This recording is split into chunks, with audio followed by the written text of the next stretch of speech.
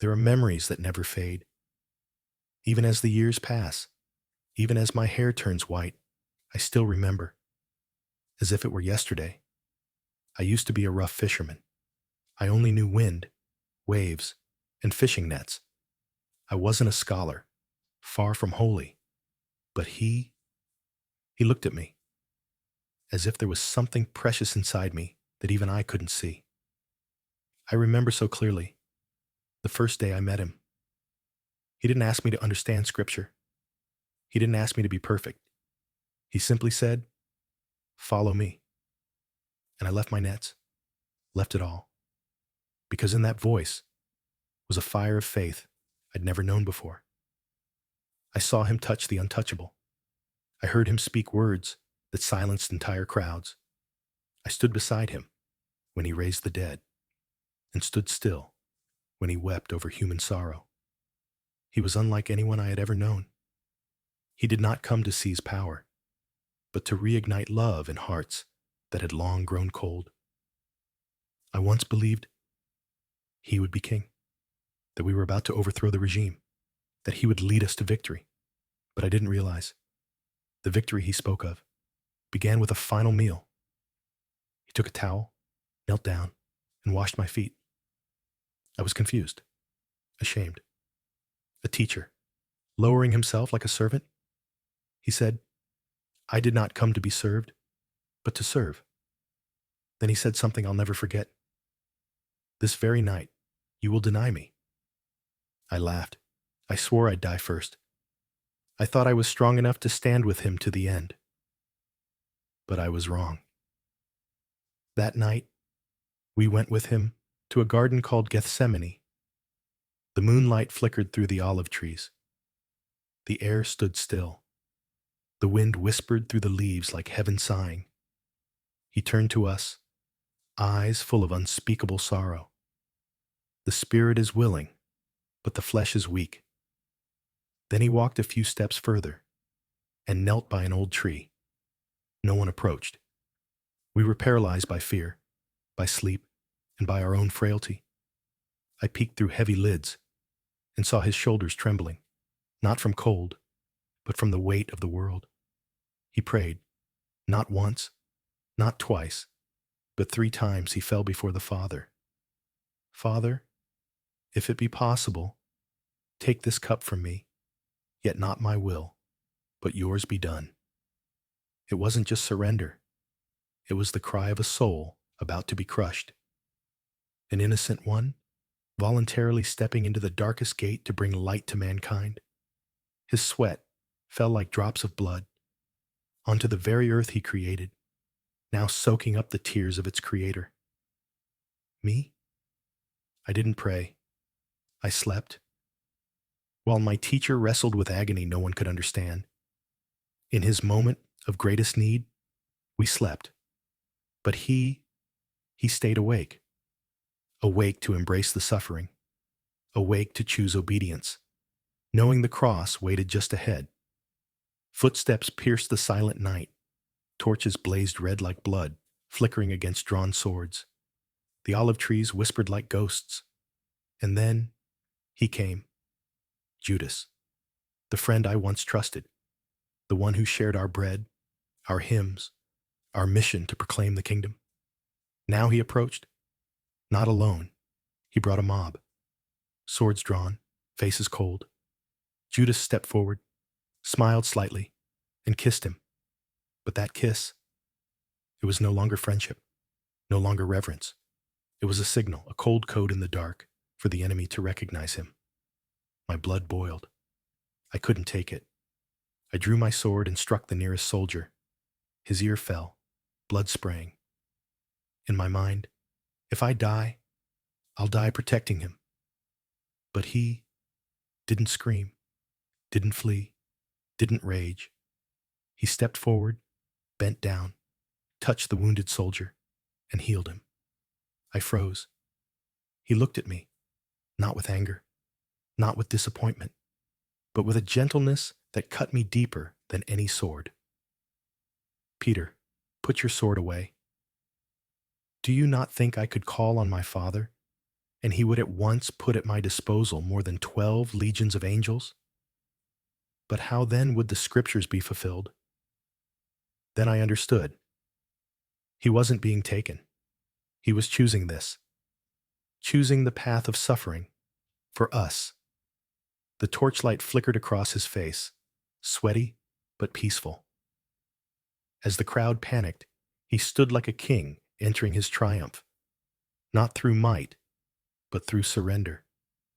The soldiers bound him and led him away into the night. And me? I stood there, watching, heart shattered. They dragged him before the religious council. And I sat by a fire in the courtyard, pretending to be a stranger. The fire crackled, shadows danced on suspicious faces. I pulled my cloak low, eyes to the ground, but my heart pounded. A woman, small but sharp-eyed, pointed at me. "You were with Jesus the Galilean." I panicked. The words flew out. "I don't know the man." I thought that was it. But then another voice. "Surely you're one of them. Your accent gives you away." Now trembling, I shouted, "I don't know him, I swear."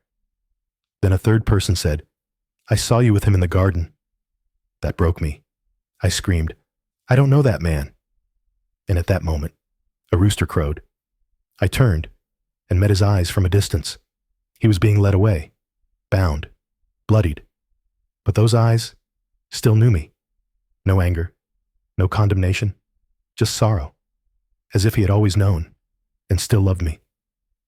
I ran. I ran into the night. I didn't know where, only that my soul had broken.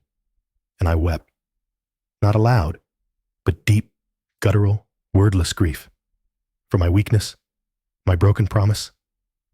I, who once swore I'd die for him, now wouldn't even admit I knew him. At dawn, they brought him before the Sanhedrin, men in robes but with hatred in their hearts. They questioned him, accused him. He remained silent. When asked, "Are you the Son of God?" he replied softly, "You have said so." No more was needed. They had their excuse. They took him to Pilate, the Roman governor with power over life and death. The crowd had been primed. Led by religious leaders, they shouted like beasts, "Crucify him! Crucify him!" Pilate, uneasy with his silence, said, "I find no fault in this man." But the shouting grew louder. Politics, pressure, fear of losing position. So Pilate gave in. He washed his hands before the crowd. "I am innocent of this man's blood. It is your responsibility." And so they dragged him away, to cheers not of victory, but of darkness. They whipped him.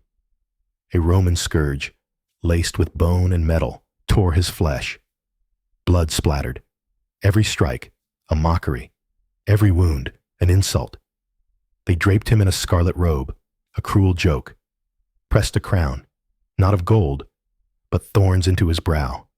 Blood spilling into his eyes. They knelt in mockery.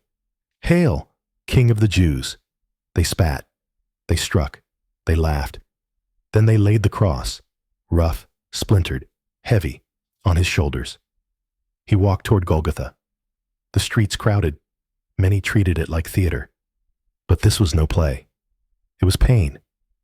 It was sacrifice. Every stumble was him carrying my sin. Every fall, a reminder. Grace is never cheap. He looked at the crowd, not in anger, but with compassion. When women wept, he said, "Daughters of Jerusalem, do not weep for me. Weep for yourselves and your children." He could walk no more. The soldiers grabbed a man, Simon of Cyrene, to help. And so the Creator walked, bearing not just wood, but the sins of mankind. At Golgotha, shaped like a skull, they crucified him. No hymns, no funeral, just screams, tears, and the sound of metal on wood.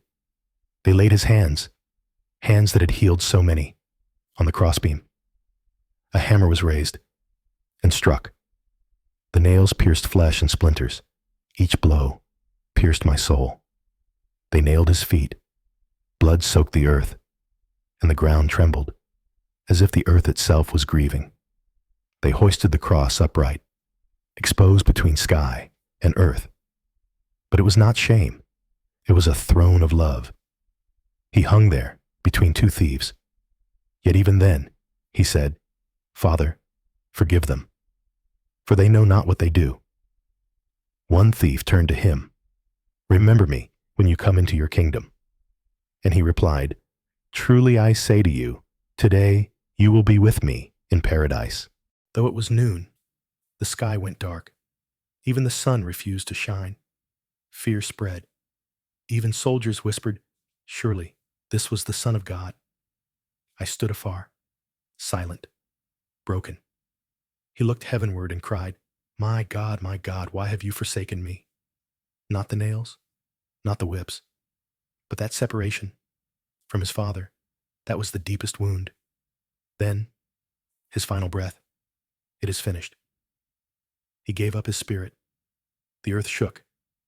The temple curtain tore in two, from top to bottom. The cross stood between heaven and hell, the line and the doorway, and me, Peter, the one who promised loyalty, the one who denied. I stood in silence. Inside me, everything had collapsed. But in that silence, something had begun. A sacrifice for a hope I didn't yet understand. 3 days felt like 3 centuries to my soul. We hid behind locked doors. Fear wrapped around us like a suffocating fog. He was dead. Hope was dead. And I, Peter, the betrayer, had no right to dream of redemption. But then, on the morning of the 3rd day, a woman pounded on the door, breathless. "The tomb is empty. He's not there." I leapt up.